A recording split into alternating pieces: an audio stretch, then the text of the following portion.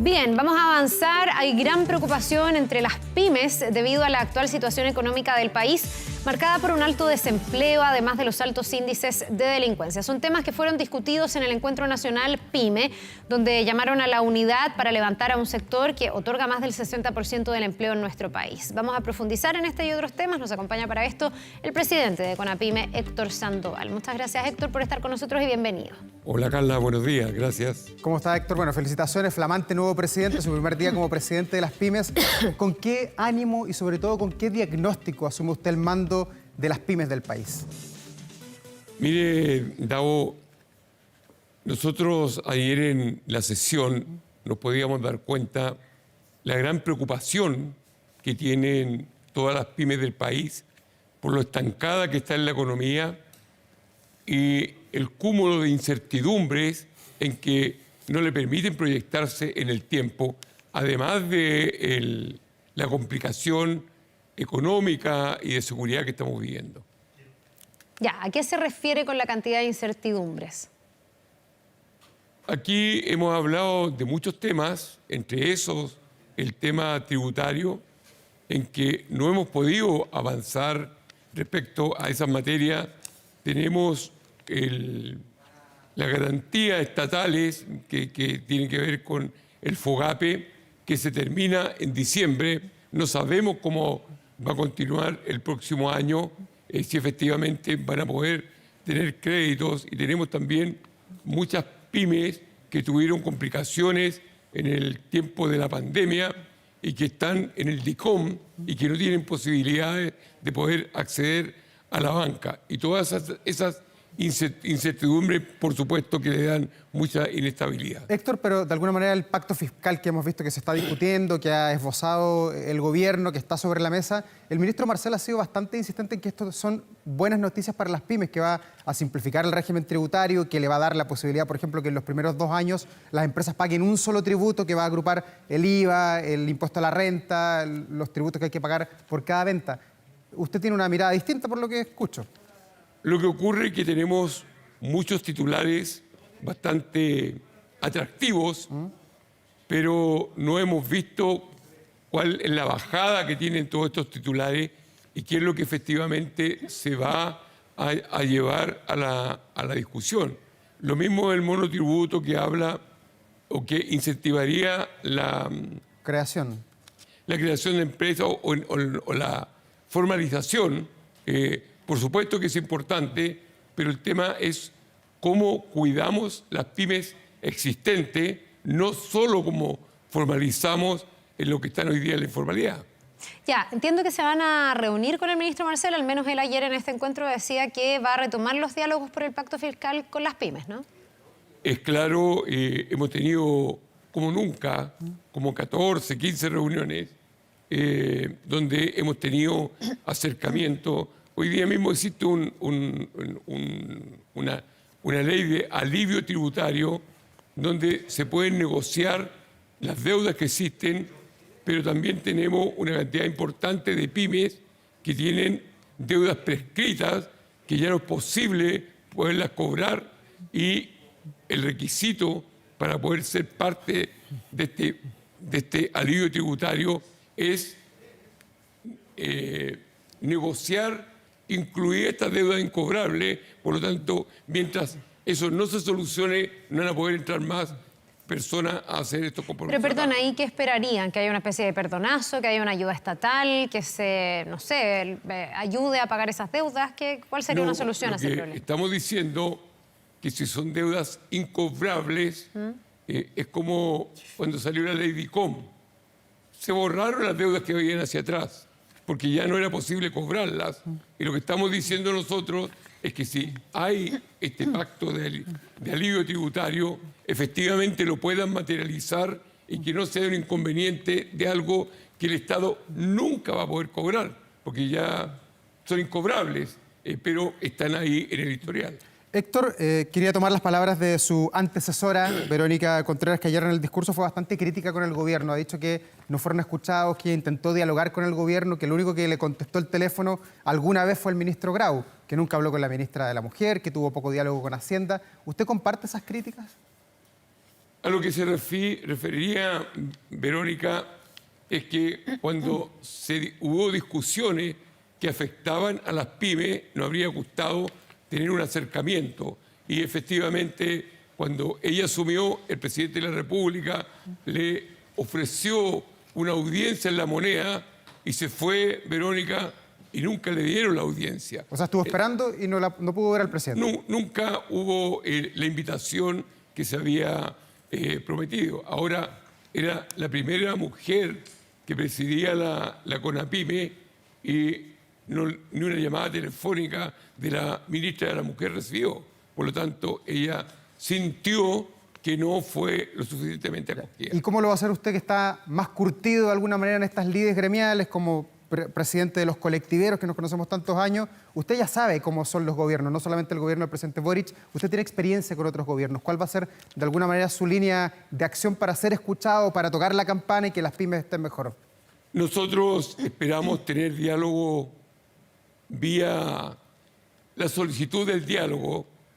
Sin duda uno tiene bastante más experiencia y sabe cómo tiene que presionar. Esperamos no tener que llegar a eso. Nosotros creemos que aquí tiene que haber conversación, tiene que haber acercamiento. Cuando nosotros señalamos que disminuir la hora de trabajo, aumentar el sueldo mínimo en forma tan brusca, el tema de la gratificación garantizada, hoy día que hay que aumentar la cotización previsional en un 6%, iba a traer complicaciones. Bueno, hoy día los hechos demuestran que tenemos un 9% de cesantía, un 9,7% en la región metropolitana, y en vez de aumentar la formalización, ha disminuido la formalización, y eso es complejo para el país. Y toda esta actividad ilegal está hundiendo a las pymes. Y nosotros creemos que esas cosas hay que dialogarlas y hay que buscar un acercamiento, y para eso, naturalmente, tiene que haber una predisposición por parte de quienes están gobernando en el día de hoy. Héctor, cada vez que se habla de lo estancada que está nuestra economía, también se dice que la poca certeza, la incertidumbre ha cumplido su rol, y uno de los factores que más derivarían en esa incertidumbre, por ejemplo, es el proceso constitucional que sigue abierto. Usted, en lo personal, y no sé si lo han hablado con la CONAPYME, con el gremio, ¿qué mirada tienen respecto de este segundo proceso constitucional? ¿Es un texto que ayuda a las pymes? ¿Es un texto que no tiene ninguna relación con el impulsar a las pymes? Y también, ¿qué tan importante es que se cierre el proceso constitucional? Hemos estado 4 años pendientes de la Constitución. Supimos lo que pasó la vez pasada. También sabemos lo que está ocurriendo en el día de hoy. Yo acabo de hacer una gira por 8 regiones del país y habían muchas preocupaciones, pero dentro de las más importantes no estaba el tema constitucional.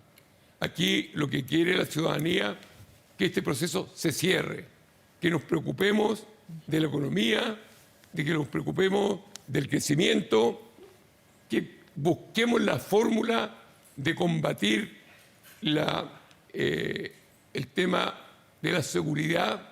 Hoy día tenemos delitos que no conocíamos, los sicariatos, los raptos, y la ciudadanía necesita que nos preocupemos de ese tema y que cerremos definitivamente el tema de la Constitución. ¿Eso quiere decir que estará a favor?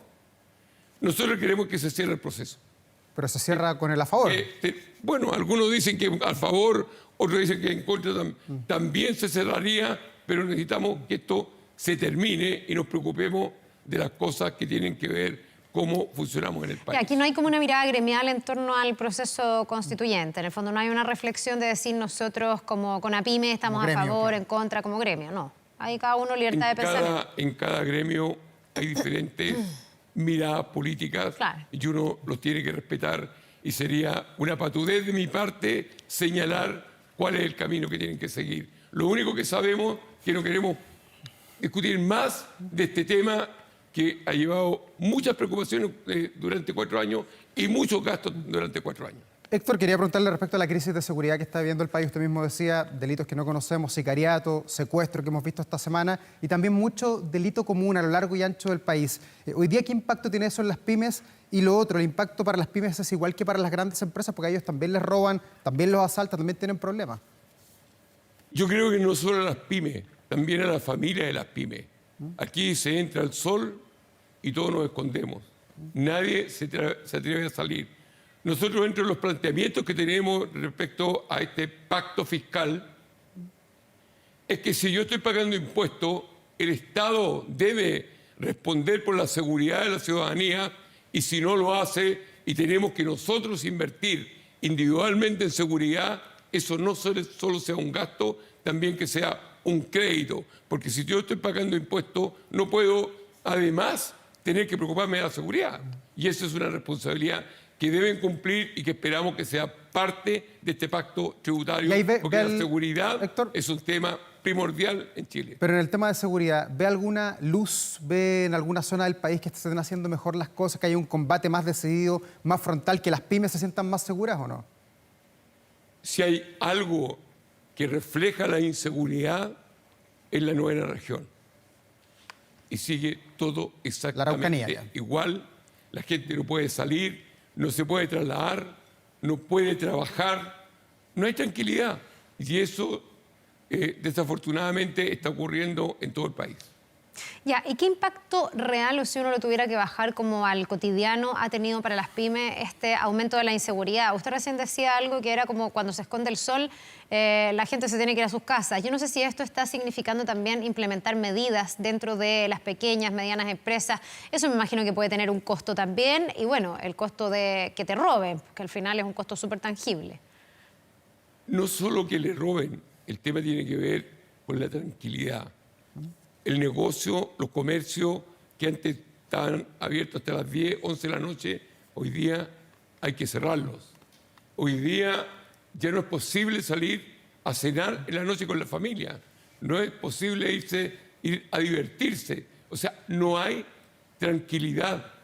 Y eso significa también que los trabajadores que trabajan en los restaurantes, que trabajan en los almacenes, que trabajan en el comercio, se tienen que trasladar con posterioridad al cierre. Por lo tanto, hay que cerrar más temprano y tenemos menos horas de trabajo, menos horas de producción y ni pensar en la diversión.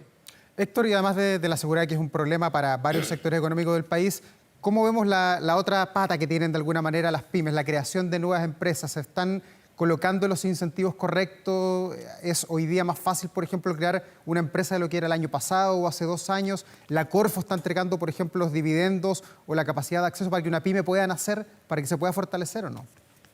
Nosotros echamos de menos los instrumentos de fomento productivo, echamos de menos al FOSI, echamos de menos a Cercotec, echamos de menos a Corfo. Y desafortunadamente hoy día es más fácil ser informal que ser formal. Pero cuando usted dice los echamos de menos, son instituciones que están presentes dentro del Estado. ¿Por qué las echan de menos? Porque no llegan a más allá del 5% de las pymes. Por lo tanto, son organizaciones que existen, pero no tienen el suficiente presupuesto para llegar a más pymes. ¿Eso desde siempre o ahora cambió? No, desde siempre, desde siempre. Ahí de repente decimos el llamado de este capital abeja, que postulan 80.000 personas y se adjudican 1.200. Claro. Entonces, al final, no estamos diciendo que no existen, pero que se tienen que fortalecer. Ya, falta que sea mucho más extensivo, digamos. Por supuesto. ¿Qué perspectivas tienen ustedes o qué nivel de optimismo tienen ustedes respecto del próximo año? Estamos ya casi cerrando este 2023. En el fragor de la discusión de la ley de presupuesto, por ejemplo, ha habido bastantes encuentros y una mirada distinta respecto de cómo debiese crecer nuestra economía el próximo año. El gobierno está diciendo que debería ser en torno a un 2,5. En la oposición son mucho menos optimistas. ¿Ustedes creen que viene un 2024 mejor? ¿Tienen cierto optimismo respecto del próximo año o todavía avisoran tiempos difíciles para una economía que ha estado estancada y que ha crecido mucho menos de lo que a todos nos gustaría? Nos gustaría tener mayor optimismo, nos gustaría tener más tranquilidad, y por eso que hemos estado siempre están optimistas, muy entonces. dispuestos al diálogo, pero no estamos muy optimistas. Nosotros queremos que se gobierne en serio y que nos preocupemos todos los chilenos, incluido el gobierno, de sacar el país adelante. Héctor Sandoval, presidente de CONAPYME, muchas gracias por esta entrevista. Buena gestión, que les vaya bien a las pymes del país. Gracias, Héctor. Muchas gracias a ustedes. Que le vaya muy Gracias, bien. buen Nos día. vemos.